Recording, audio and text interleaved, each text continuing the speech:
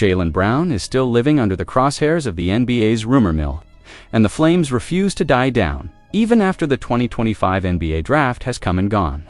Brown's name is a magnet for trade fantasies, fueling one of the most volatile off-seasons Boston has faced since the dawn of their modern dynasty. Publicly, the Celtics front office has insisted there are no plans to part ways with the four-time All-Star, but that public show of confidence barely papers over the deeper, more fragile truth. Rival executives still believe Brown could be pried loose if the right avalanche of assets came crashing through Boston's door.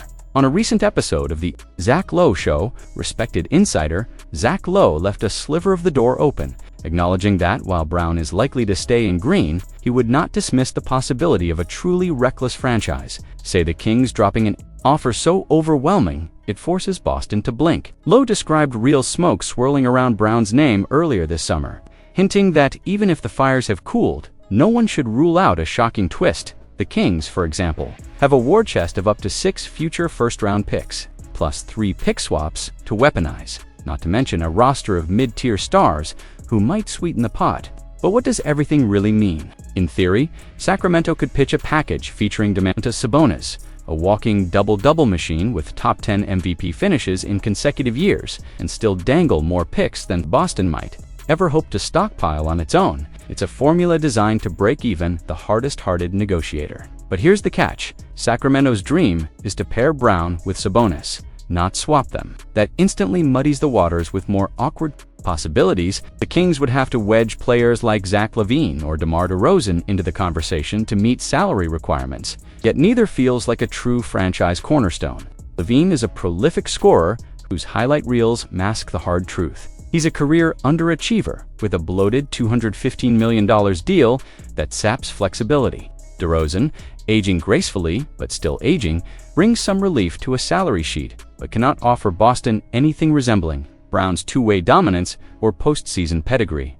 Beyond these bigger names, Sacramento's secondary assets, Monk, Murray, Ellis, form a talented but not transformative supporting cast. None of them comes close to Brown's blend of shot creation, defensive versatility, and star gravity. And therein lies the Celtics' dilemma. If Boston even entertains these calls, it exposes a dangerous pressure point, an admission that, under the NBA's punishing new financial rules, no one is fully safe. Brown's supermax contract eats a monstrous chunk of the salary cap.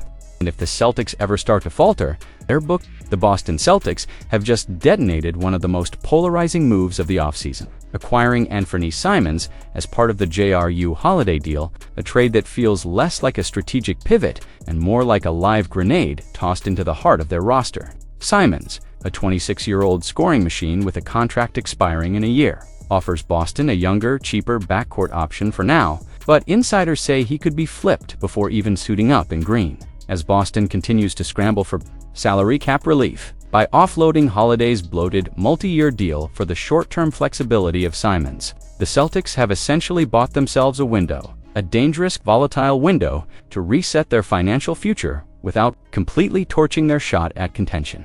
Simons is a high-volume shooter with range deep enough to challenge the laws of geometry, a near-perfect fit for a Celtics system that is desperate to stay afloat offensively, with Jason Tatum facing an uncertain return. Yet Boston's front office is reportedly unwilling to stand still. With a potential 3-team trade looming, Simons could be rerouted again, this time to Chicago, in what amounts to a salary dump chess match. The Bulls, fresh off moving Lonzo Ball and fielding offers for Kobe White, are eyeing Simons as the perfect running mate for Josh Giddey. Chicago's up-tempo, trigger-happy offense practically begs for a dynamic gunner like Simons, and Boston would walk away with veteran center Nikola Vucevic in return. This is where things get truly radioactive. Adding Vucevic, a 34-year-old whose defensive mobility has evaporated like water on hot asphalt, reeks of desperation.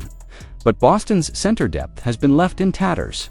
With NBA free agency set to explode at 6 p.m. on Monday, the future of Al Horford hangs by a thread, and nobody in Boston should take his return for granted. While the Celtics have publicly left the door open for another year with the 39-year-old big man, the uncomfortable truth is that financial pressures and a reshaped contender core may force Horford to look elsewhere. His championship window is closing, and the idea of running it back in Boston may be nothing more than a romantic illusion. Insiders like Mark Stein and Jake Fisher have already floated a bombshell. Golden State is circling Horford as a top target in free agency. That's not just a rumor to dismiss lightly, it's a threat Boston must take seriously. The Warriors, determined to wring out every drop of Stephen Curry's twilight years, are prepared to weaponize their $5.70 million taxpayer mid-level exception to poach a proven leader like Horford. They see him as the stabilizing force their frontcourt was missing after a roller coaster playoff run, capped by Curry's injury and the short-lived Jimmy Butler surge. There's a cold logic behind it. Golden State made the second round last season but crumbled when Curry went down, revealing a brittle support system. Horford, even at nearly 40, still defends, still spaces the floor, and still brings a championship-tested mindset. Exactly the traits that could turn Curry's last dance into one more finals push. Meanwhile, Boston is reeling from the cap crisis that forced it to jettison both Jrue Holiday and Kristaps Porzingis. Brad Stevens has made all the right noises about prioritizing Horford and Luke Kornet, but the team's financial handcuffs are real. Hard choices loom. If Horford wants another legitimate shot at a ring, there's a strong case he'll find a clearer, more stable path in Golden State's system than in a Boston roster still reshuffling its identity after gutting its depth. For Celtics fans, it would be a painful gut punch to watch Horford suit up for a dynasty rival. But unless Boston can move heaven and earth to keep him, the reality is that Horford's final chapter might not be written in green at all, and that should terrify every last person on Causeway Street. The Celtics found themselves at the epicenter of a trade rumor firestorm heading into the 2025 NBA draft, with the league's vultures circling two of their prized stars, Derek White and Jaylen Brown. But after weeks of smoke, not a single spark caught fire. Boston's brass held the line, refusing to sell short the pillars of their franchise. What really rattled rival front offices was the Celtics' audacious price tag for Derek White. According to NBA insider Jake Fisher, Boston told one team it would take a package comparable to the Knicks' monster haul for Mikal Bridges for unprotected first-round picks. A protected first, a pick swap, and additional assets, just to pry White away. That wasn't a casual bargaining chip. It was a declaration. If you want to break our core, you'll pay in blood. Predictably, no team stepped up with that kind of ransom. The Celtics received plenty of exploratory calls on both White and Brown, but, as Vice President Mike Zarin dryly confirmed after the draft, nothing got serious. Translation: the Celtics aren't in the mood to dismantle their empire without a king's fortune coming back the other way. One reported offer was so pathetic, it apparently made Boston's front office laugh. The Raptors tried to dangle the 9 pick straight up for White, a deal so far beneath White's value it bordered on insulting. White, who just turned 31, isn't just a solid rotation piece, he's an elite defensive disruptor.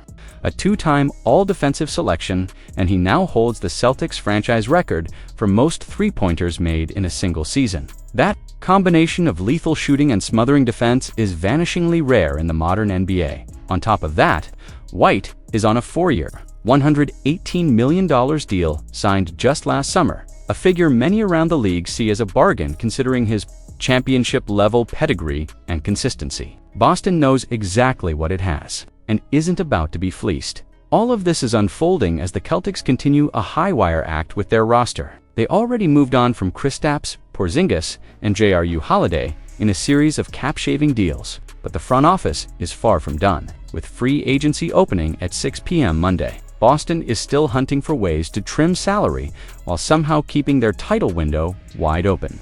A near-impossible balancing act. One thing is crystal clear: the Celtics will not be bullied. Their rivals may sense opportunity to break apart Boston's core, but they're finding out the price of doing business in the Garden is unlike anywhere else. The message from Boston? Come with your best offer, or don't come at all.